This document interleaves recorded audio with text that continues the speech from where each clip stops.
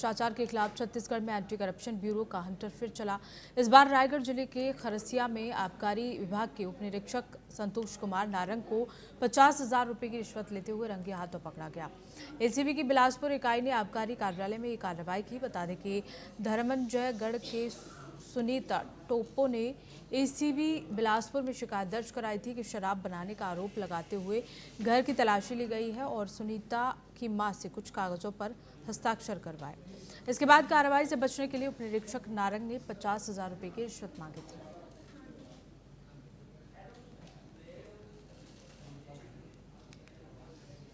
बीजापुर जिले के 7 नक्सलियों ने मुख्य धारा में वापसी किया। आत्मसमर्पण करने वालों में 4 महिलाएं भी शामिल हैं। ये नक्सली अब मुख्य धारा से जुड़ने का निर्णय लेकर समाज में योगदान देने का प्रयास करेंगे। प्रत्येक आत्मसमर्पण करने वाले नक्सली को 25-25 हजार रुपए की प्रोत्साहन राशि दी गई है।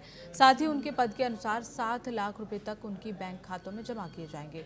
इस साल जनवरी 2025 तक मुलुगु जिले में अब तक 80 नक्सलियों ने आत्मसमर्पण किया है।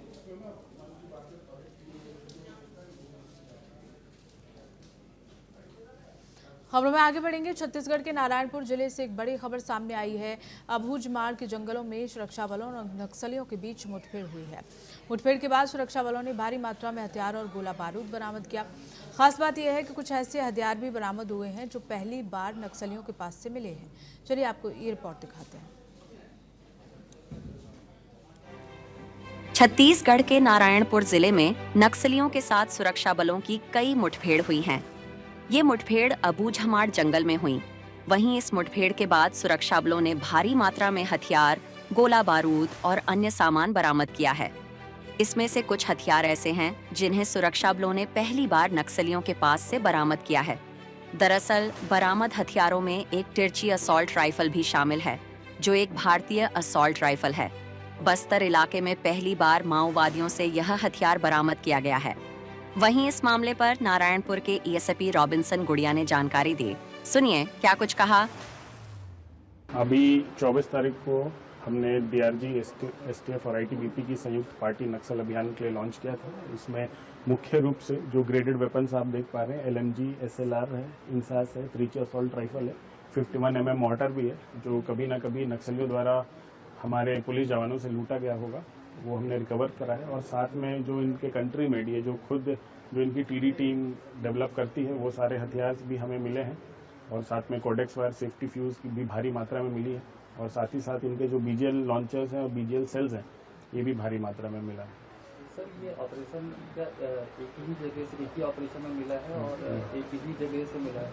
ये पूरे मार्च क्षेत्र में हमने अलग अलग जगह से ऑपरेशन लॉन्च किया था। तो मेन टारगेट ये भी था, हमें आसूचना थी कि बहुत सारे लोग जो सरेंडर कर रहे हैं अपने वेपन्स अंदर डंप करके आ रहे हैं। तो एक कंपनी लेवल पे या फिर डिवीजन स्तर पे ये सब लोग एक जगह डंप कर रहे हैं। तो इसमें से 4-5 डंप से सारा सामान बरामद हुआ है। सर, इनमें जो ऑटोमेटिक वेपन है वो कौन-कौन से वेपन है और ये इसकी क्वांटिटी कितना होगा?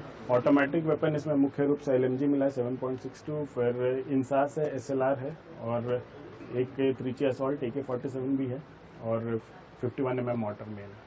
सर, आईडी से संबंधित कोई मटेरियल रिकवर? आईडी से संबंधित हमें कोडेक्स वायर मिला है 2 बंडल और करीब 70 से 80 बंडल हमें सेफ्टी फ्यूज वायर मिला है, जो आईडी बनाने में उपयोग होता है।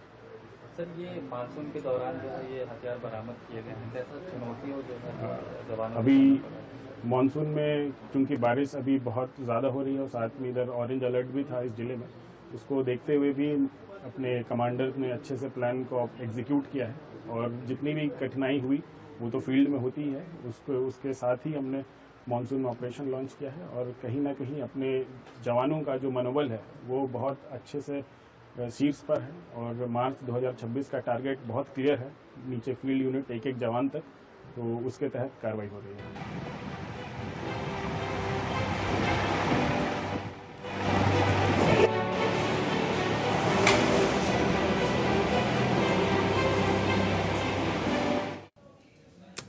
तो वहीं दूसरी ओर रायसेन जिले के ग्रामीण इलाकों में शराब की तस्करी और बिक्री का दौर जारी है। ठेकेदार खुलेआम थाने के सामने से होकर बड़ी संख्या में गाड़ियों से शराब सप्लाई कर रहे हैं। प्रशासन के दावे के बावजूद अवैध शराब की बिक्री पर कोई ठोस कार्रवाई नहीं हो रही है।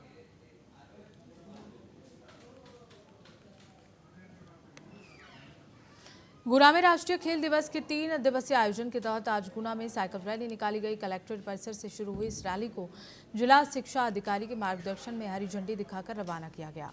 रैली में कुल 72 साइकिलिस्ट शामिल हुए।